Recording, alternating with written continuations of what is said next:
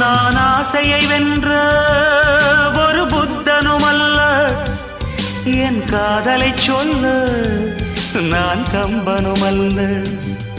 உன் காது கடித்தேன் நான் கனவினில் மெல்ல, இன்று கட்டி அணைத்தேன் இது கற்பனை அல்ல. அடிமனம் தவிக்கும் அடிக்கடி துடிக்கும் ஆசையை திறகிவி